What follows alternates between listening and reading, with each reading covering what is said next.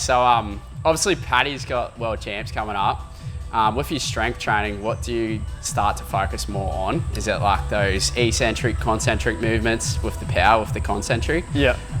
So when I program for Paddy, I wouldn't change anything leading into Paddy's program because he knows how his body tolerates those kind of sessions. What we'd look to do is to taper using the same exercises in his current sessions and just dropping the volume out of it in the lead up to it. So at the moment, I think we're pretty glute based, aren't we? We're looking at all those stabilizers because we know for Paddy, that's a huge thing. He gets sore back through it. So we just want to make sure his glutes are still on.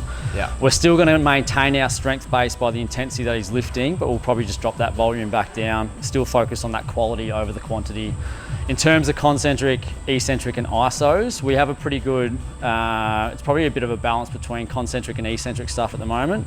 And we program for Paddy isos at the start of his session. So we do all that priming, that activating at the start as like an individual need type setup. Yep. And then he gets into, because you find you can actually activate your glutes a bit more once you do those isos. Yeah, 100%. Yeah, and especially your quads as well. Like quads and glute isos, calf isos at the start. Easy prep, glute focused stuff, and then we're into it. I actually don't think we have many compounds in there at the moment. So like a trap bar, we have a high trap bar. Yeah.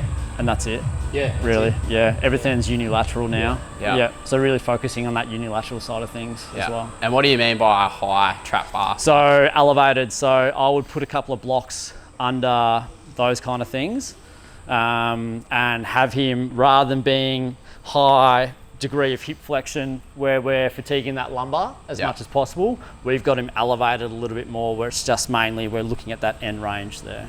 Because we know with any of our compound lifts, the higher the hip flexion and the knee flexion, the more torque going through our back.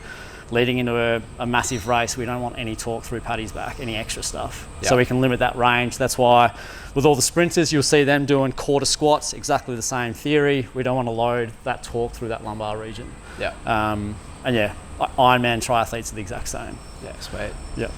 And then when would Paddy's last session be in the gym? Depends. Paddy's done a couple of them, so this is probably more up to you now. So I did 2 gym sessions last week. This week will be 1 gym session. It'll literally be 20 minutes. Yeah.